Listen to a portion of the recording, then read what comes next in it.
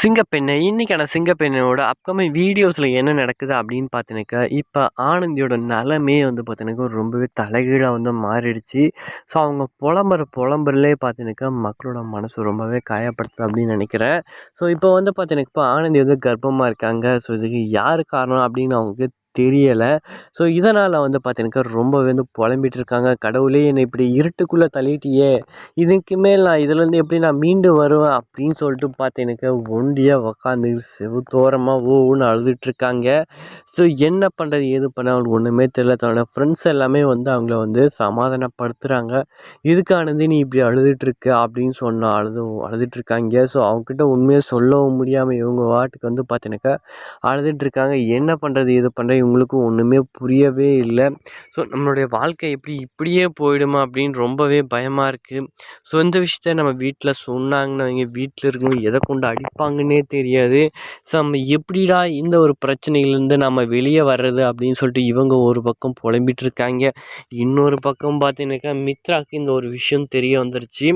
So அந்த குப்பை தொட்டிகளை கிழிச்சு போட்ட அந்த ரிப்போர்ட் பேப்பரை எல்லாத்தையும் ஒட்ட வச்சு பார்த்தாங்க. இதில் வந்து பாசிட்டிவ்னு இருக்குது. யாருடா பேர் அப்படின்னு பார்த்தா இங்கே ஆனந்தியோட பேர் இருக்குது. ஐயையோ என்னடா இது நமக்கு வந்து சோதனையாக போச்சு அப்படின்னு சொல்லிட்டு வந்து பார்த்தீங்கன்னாக்கா மித்ரா ஒரு பக்கம் அடுத்ததாக புலம்ப ஆரம்பிக்கிறாங்க. ஏன்னா விஷயம் தெரிஞ்சிச்சன்னா நமக்கு வந்து பார்த்தீங்கன்னாக்கா இங்கே வந்து கிடைக்க மாட்டாங்க. யாரா அப்படின்னு பார்த்தா கேஸு தனக்கு வந்து கிடைக்க மாட்டார் அப்படின்னு சொல்லிட்டு இவங்க ஒரு பக்கம் புலம்புறாங்க. ஏன்னா ஆனந்தியோட வயிற்றில் அவளோட குழந்தைக்கு காரணம் வந்து பார்த்தீங்கன்னாக்கா இங்கே மகேஷ் தான் அப்படின்னு வந்து பார்த்தீங்கன்னாக்கா மித்ராவுக்கு தெரிஞ்சிருச்சு. ஏன்னா அன்றைக்கி 2 பேரும் ஒன்றா இருக்கும்போது தனியாக தூக்கிட்டு வந்து போட்டது இவங்க தானே.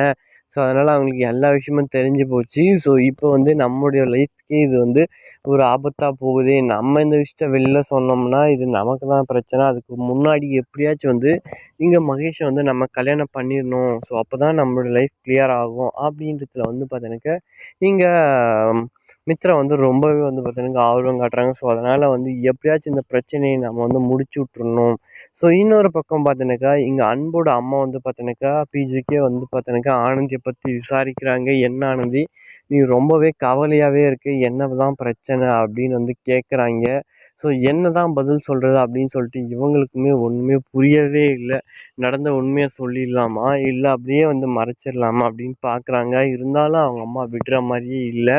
சரி என்னவோ ஒன்று நடக்குது ஆனந்தி, நீ ரொம்பவே இதுவாக பயப்படாத, நான் பார்த்துக்கிறேன் அப்படின்னு சொல்லிட்டு வந்து சமாதானப்படுத்திட்டு போகிறாங்க. இதுக்கு மேலே இங்கே மகேஷ் யாருக்கு அப்படின்றது தான் அடுத்த ஒரு கேள்விக்குறியாகவே போய் நிற்குது. சரி பார்ப்போம் என்ன நடக்குது எது நடக்குன்றத. Stay tuned my YouTube channel. So அடுத்த வீடியோவில் பார்க்கலாம். பாய், see you.